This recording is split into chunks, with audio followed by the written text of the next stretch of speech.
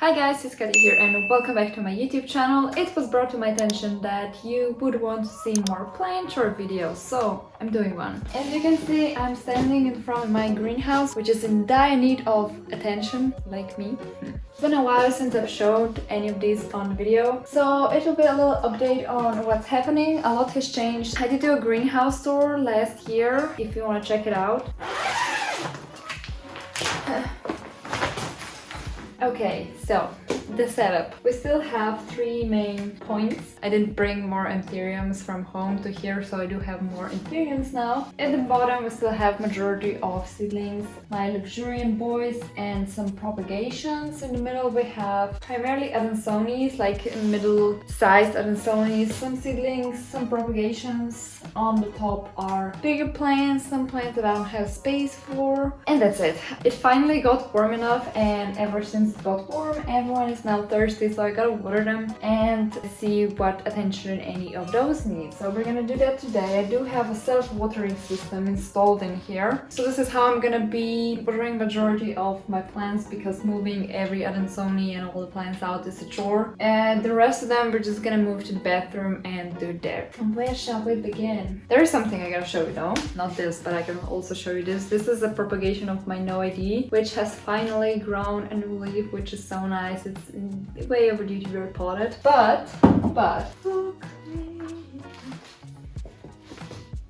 wow, I want to show you this. This leaf was just kind of started to grow whenever I showed it the last time. So nice. I don't get to see it because I'm looking at like the way it is, so I don't get to see it in its full beauty. It's still extended, it has grown a lot, but what I wanted to show you is, I think I pollinated it with its own pollen. You can see that it has started to turn green, and it's not just a few specks that were with the previous info. And I've just noticed that's pushing out another inflow here, so my overachiever. So I'm gonna collect what's left over of pollen here, because I mean, this has so much potential.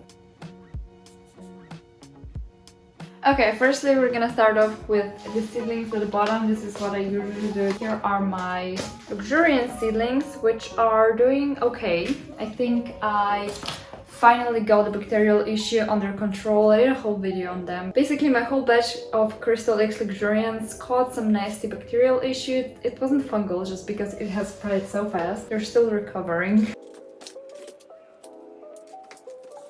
There are a few that sadly didn't make it and they just rotted from the top, but it's fine. What the fuck is this? These are Crystal X luxuriants. I did have another batch, but only a handful of seeds actually made it, and even from those seeds, half of those were not good and kind of ended up wilting away just because the inflow took so long. I think I'm probably gonna get top 5 seedlings out of this, and I probably harvested around 30 of seeds.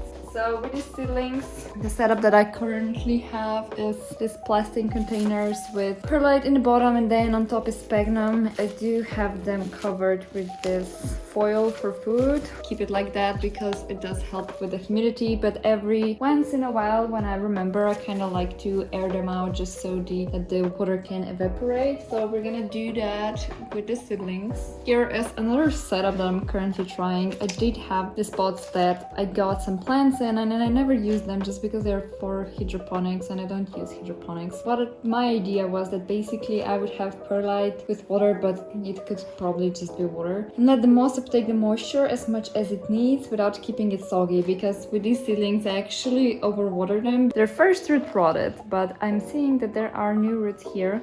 This is nice. Oh, so many. These are my Silver X green forgetti, which I have a lot. I've also sold a lot.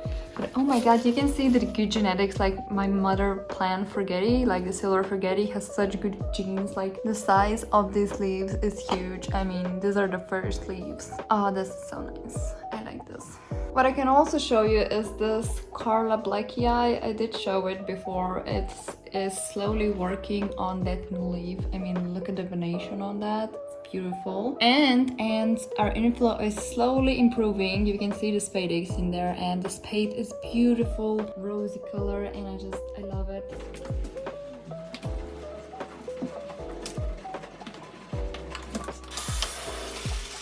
While the plants are soaking, we're gonna be collecting what's left of this pollen.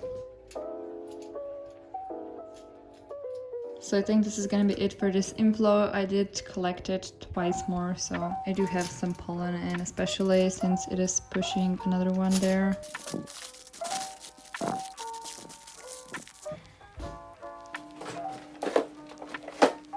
Next on, I'm gonna gather all the other plants that need to be manually watered, which is my Affogato seedlings. They're staying in moss. Okay. I did also forget, I have this propagation of, this is one of my pop propagations, which has grown a funky little leaf. This plant has so much potential, so I wanna have more. And another one that I also wanna water is this Monstera aurea. Look at that variegation. Anyways, it is pushing out a new leaf, which is exciting. I'm really hoping it's gonna have a nice variegation. Oh, nice. Next step is getting all the plants that I'm currently keeping in water and changing the water. Such plants are strawberry shake cuttings. I do have propagations of this. They are so nice. I'm really hoping, I kind of want more of strawberry shake. So I'm really hoping that this would end up with nice variegation. Next on, we have a set case of luxuriance. I don't think I showed it anywhere, but basically got really nasty stem rot and about this much of stem rotted, and I was left with this. Honestly, I don't think that is salvageable. You can see there is a black dot, which is probably still some rot. This is the leaf of the petiole. I've left the leaf just because it still has energy stored in it. I don't know, man. Like, I don't know. I'm not optimistic about it, so it has surprised me before, so it can do it again. Next on is a jar of whatever I'm keeping. So I do have a splendid here because I really want to grow a nice splendid. I've missed this plant so much. It's such a nice plant, so I'm trying to grow it in normal household conditions, like the plants that are growing out there. So this is my future project, and then I have some variegated adansoniia cuttings that I'm keeping just because of nice variegation. Like, look at those no leaves, so pretty. These are all for me. And last one, which is another funny project. Like, I did a video on propagation of anthuriums in water because I don't know why nobody does that. Everyone is always like sphagnum and perlite and all that, but that is the shit, man. So this is a propagation of my pure pop crossed with a crystal, which the stem had all roots rotted. I had this in perlite and it was kind of not doing shit, and then I was like, YOLO, I'm gonna put it in water, see what happens, and look, here we are. It's the tiniest leaf ever, but a water propagation, man. Try it.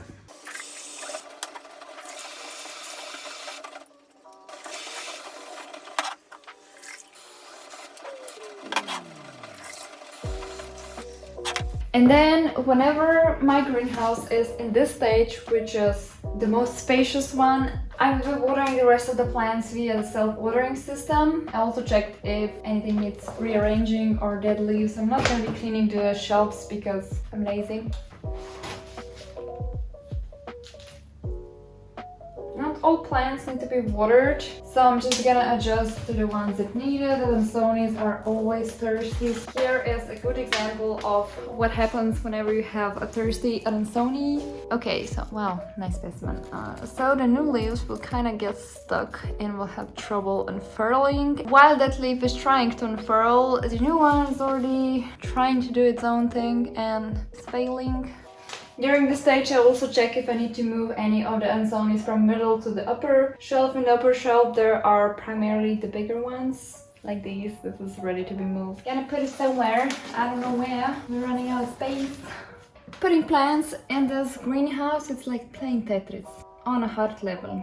So for the self-watering system, I have three options. I can give them 60 milliliters, I can give them 30 and then 15.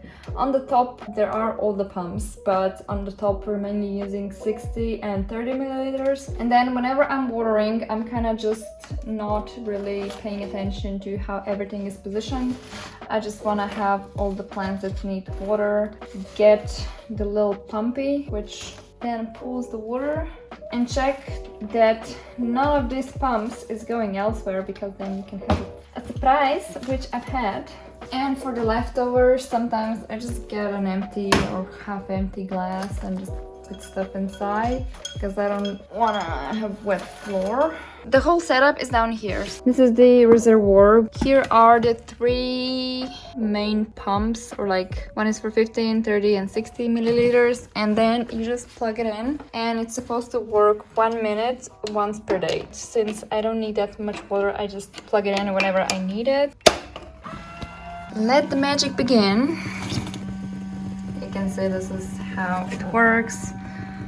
Everyone gets as much as they need. We do have 2 that basically just go nowhere, and if it was to provide additional humidity in the summer, especially when it gets really hot. Same down here, but now it's just... Now it's time to put everyone where they need to be. We're also gonna get the seedlings that we put here, and that's gonna be it. And voila, that's my routine for this greenhouse. I try to keep it really simple. I know I could give them a lot more attention, but they grow, so I'm fine with that. So if you enjoyed this video, please give it a like and hit the notification button, and I'll see you next time. Bye!